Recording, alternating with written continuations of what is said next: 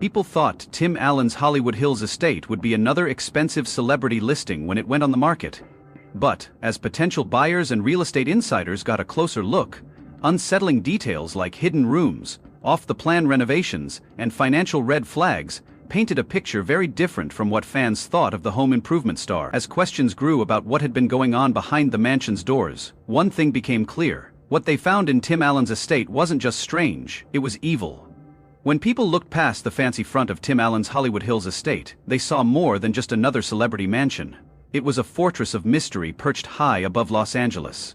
The sprawling home had breathtaking views of the canyon and city skyline, but there was an unsettling truth lurking beneath the surface. For years, Allen's estate had been the subject of quiet speculation by the public.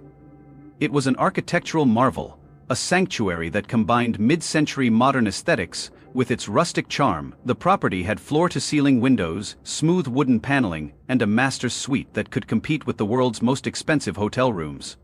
However, visitors often said that the home felt eerie and still, like something was being hidden on purpose. Maybe it was the size of the mansion and the way the rooms and hallways didn't always seem to connect the way they should have. Or maybe it was the fact that some areas were strictly off-limits, even to close friends and longtime employees.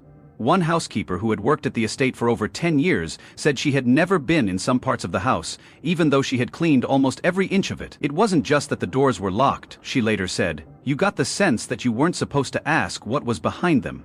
Real estate insiders were also confused. The Hollywood Hills is known for its strange homes, but Allen's estate had a history of delayed. Some people said that the land's previous owners had their own secrets, like whispers of hidden rooms, forgotten tunnels, and hidden compartments dating back decades. It wasn't until Allen decided to put the house on the market that the mystery got deeper. As potential buyers and real estate agents walked through the house, small mistakes started to show up. For example, some rooms were marked as bigger on paper than they were in real life.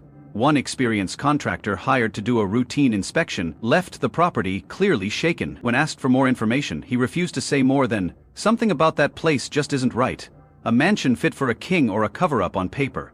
Tim Allen's Hollywood Hills estate was the kind of place that most people could only dream about. It had an open floor plan, high-end finishes, and enough space to host big Hollywood events. Under the high ceilings and carefully staged decor, something didn't seem right.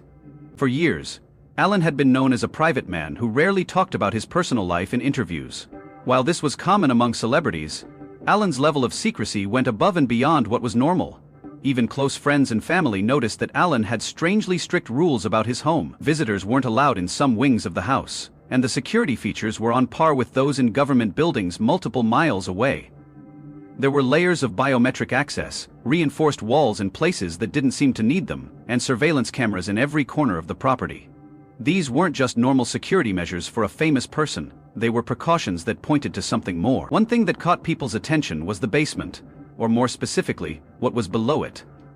Official blueprints of the house showed a modest lower level meant for storage and utilities, but contractors who had worked on other Hollywood homes didn't believe what they saw.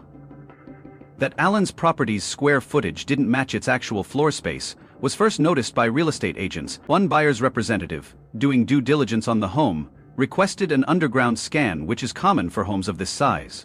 Instead of confirming the standard foundation layout, the scan revealed something else.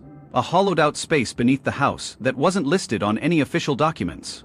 Allen's representatives tried to avoid questions by saying it was normal. It was just a private storage area, and the actor wasn't required to disclose it. But that didn't satisfy the more curious people involved in the sale. There were rumors that this was either a forgotten feature of the house, or that Allen was hiding something on purpose. One potential buyer was said to have walked out of the tour in the middle and looked uncomfortable. When asked what made them feel uncomfortable, they said, "I don't know what's in that house, but I don't want to find out." Some of Allen's closest friends said he never talked much about the estate. Unlike other celebrities who showed off their expensive homes, Allen was unusually quiet about his. The biggest red flag may have come from a former security guard hired to watch the property at night. "I don't know what was in there," the guard later said in an anonymous statement. "I can tell you this, Tim Allen never wanted anyone to find it." As the sale process went on, tensions rose and someone was bound to be caught to find out the truth, and when they did, it changed everything. The garage that held more than just cars, On the surface, Tim Allen's garage looked like what you'd expect from a successful Hollywood actor and car fanatic, a polished showroom full of classic cars, muscle cars and rare motorcycles. Allen, who was known for his love of hot rods and vintage vehicles, often talked about his collection in interviews, showing how much he loved restoring and maintaining his prized possessions. But those who had been there knew better. People who saw the garage up close said that something didn't feel right. For one thing, the space was bigger than what was listed in the property records. At first glance, it looked like a well-organized, fully stocked garage, but people who paid close attention noticed small problems with the way it was set up. One real estate agent who was working on the sale later said, "I've been in countless celebrity garages before this one. It had a different energy. There were areas that seemed off-limit spaces that the garages weren't just for storing cars. The biggest red flag was the garage pit, which is a mechanic's dream feature because it lets them work on cars from below. Usually these pits are simple structures, but Allen's was deeper than needed, and built with materials that are much more durable than what's needed for normal car maintenance." A contractor hired to check the home's foundation before the sale noticed the problem and pushed for more testing, but the process was stopped before it could continue. Allen's team suddenly stopped any further investigations, which is strange because the contractor later admitted that there was no reason to stop the inspection unless they didn't want us to see something. Next, there were the things found in the garage, or rather the ones that were missing. Allen was known as a car collector, but some visitors noticed that important parts of his collection, cars he had shown off in public, were missing. In past years had gone missing, and some people thought they had been sold. But not only was there no record of those sales, but there was also a stack of worn boxes tucked into a corner with only coded labels on them. A very alert real estate assistant swore she saw old VHS tapes, handwritten notes, and what looked like old classified documents in an open garage. What was Allen keeping in his garage, and more importantly, why did he go to such great lengths to keep people out of the panic room? If the garage raised, no one would know about it. The panic room took the questions and turned them into full-on alarm bells. Almost all celebrity homes have some kind of security system, and many of them have safe rooms that are meant to protect homeowners in case of an emergency. What made Allen's panic room unique was how hard he tried to hide it. At first, the real estate agents handling the sale didn't even know about it. It wasn't until an architect looking over the home's blueprints noticed a blank spot in the blueprints, a space in the house that didn't have a clear purpose. According to the measurements, there was a whole part of the house that didn't exist, at least not officially. Using structural scans and old renovation permits, investigators were able to piece together what they were dealing with. Most panic rooms are built with one goal in mind: to keep people safe from outside threats. But Allen's panic room seemed to be built for something else entirely. It wasn't just meant to keep someone safe. It was meant to keep someone or something inside. The real estate firm representing potential buyers asked to see all parts of the house before going through with the sale. Allen's representatives responded with silence. Soon after, a team was sent to the house to do a private assessment. By the time they got there, the whole room had been sealed off. The architectural void that had once hinted at a hidden space was now filled. The walls had been reinforced, the possible entrance had been permanently blocked, and there was no sign of its existence. Wiped clean, one real estate agent who had seen the original blueprints before the changes was left completely uneasy. "I know what I saw. There was a space there. There was something inside that room, and now it's just gone." This was the question that everyone was thinking. What was inside that panic room before it was sealed off? The investigation that followed the unsettling discoveries in the garage and the mysterious sealing of the panic room turned its attention to something else that didn't make sense. An old, unassuming filing cabinet was hidden in a less used part of the house. At first, it didn't seem important, just another piece of furniture in a cluttered study. But when a team of potential buyers started making a list of the estate's belongings, the cabinet was locked in a way that made it stand out. It had a high-security biometric lock, the kind that is usually used to keep government secrets or public financial records safe. That's when things went from being interesting to being real. People were worried about what a Hollywood actor could be keeping that needed such strict security. The answer seemed to be something that wasn't meant to be found. When discreet questions were asked of Allen's representatives, the response was quick and clear. The cabinet was off-limits. No key would be given, no access would be granted. The request to include it in the home's inventory was outright denied. That alone raised eyebrows. It didn't take long for rumors to spread among people who had worked in the house during Allen's. People in Allen's residency talked about stacks of old tapes, handwritten documents, and envelopes that looked like they hadn't been opened in years. There were rumors that Allen had kept a careful record of his past, including deals he had made and maybe even the kinds of secrets that no one in Hollywood ever wanted to get out. Some people thought the files might contain studio deals, internal feuds, or personal letters that should never have been written down, while others thought they might contain something much worse. Then came the most unsettling revelation. An anonymous former estate worker said that he had accidentally seen inside the cabinet years before it was locked. He said that the top drawer held folders with dates and names written on them, and the lower drawers held small, unmarked tape recordings of conversations that were never meant to be heard.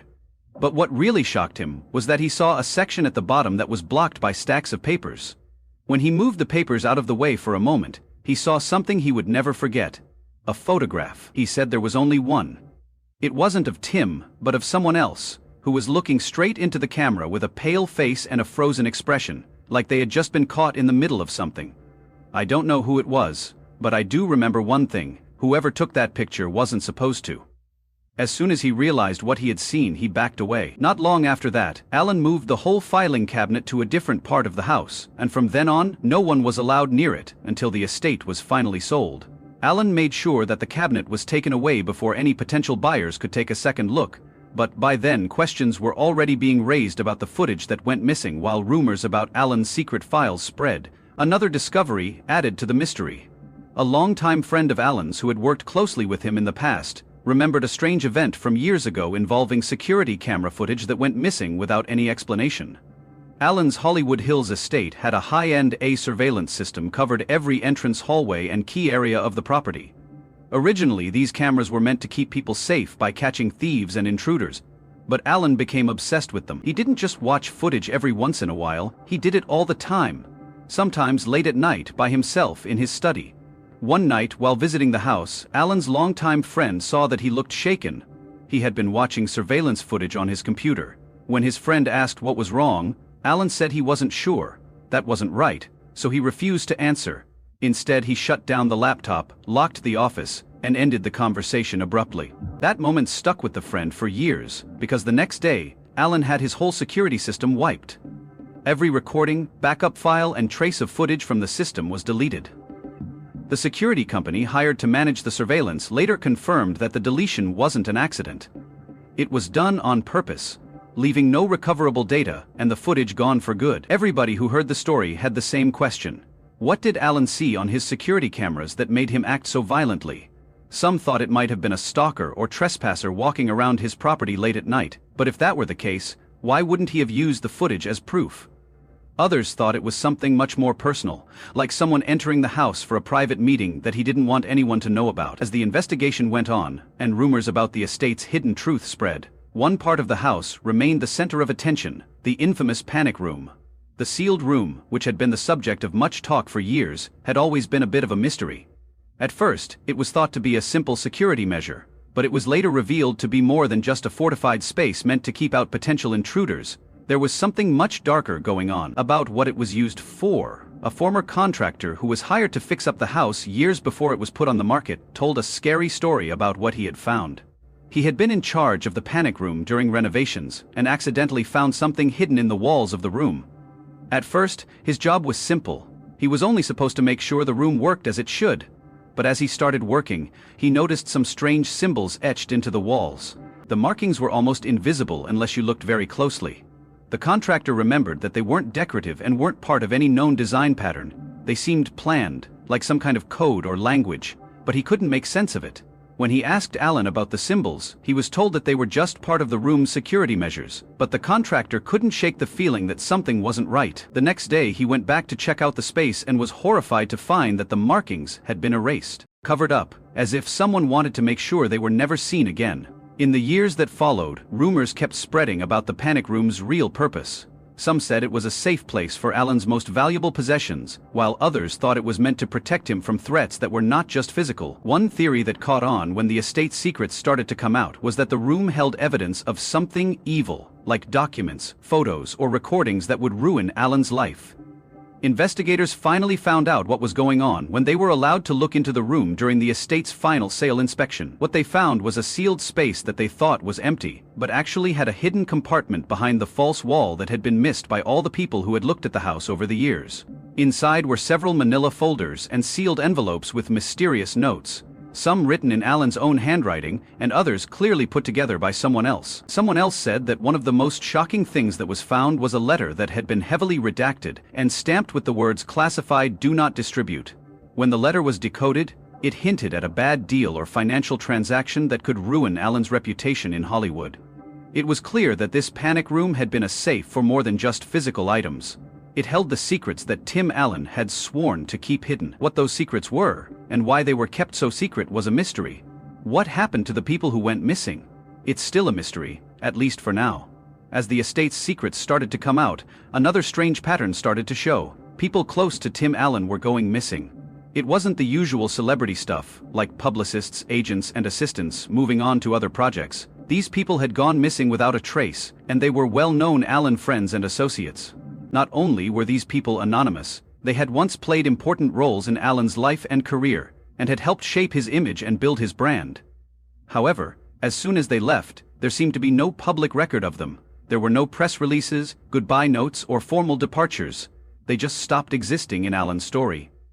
James Blackwell stood out as a longtime personal assistant who had worked closely with Allen for almost a decade. Blackwell was in charge of setting up high-profile meetings, interviews, and maintaining Allen's public image. But after an abrupt and unexplained fallout, he quit his job and was never seen or heard from again. His social media accounts were shut down, and his personal contacts were no longer available. Later, an insider from Allen's team said that Blackwell's departure was anything but normal. James wasn't just an assistant, he was a confidant. He knew everything about Tim's. The way he was quietly and suddenly pushed out of the picture didn't sit right with me, the insider said. Then there was Claire Reynolds, a former public relations expert who had worked with Allen on some of his most famous projects. Reynolds helped shape Allen's public image, especially in the 2000s when his career reached new heights. But after a very public fallout, she disappeared from the spotlight, and no one knew what happened. No one could confirm where she was until an anonymous former co-worker got in touch with the truth. Reynolds had reportedly taken a leave of absence to deal with personal matters, but had been forced to cut off all professional ties with Allen because she felt pressured to do so. The colleague admitted that Allen was making her do things she didn't want to do anymore. Reynolds left with a heavy heart, but also disappeared from the media's attention because she knew too much about this disturbing trend. As the puzzle pieces started to fit together, it became clear that there was a hidden story in Tim Allen's life. This story had been carefully hidden for years, and the people who had come too close to the truth were sometimes silenced in ways that no one saw coming. Was Allen using his power and influence to silence those who were getting too close to something darker than anyone had expected? Were the disappearances connected to the secrets buried in the panic room, or were they caused by something more sinister? That made them impossible to find. That's a really strange clue from Tim Allen's estate. Have you ever thought something like this might have been going on? If so, why or why not? Let us know in the comments below. Thanks for watching, and see you next time.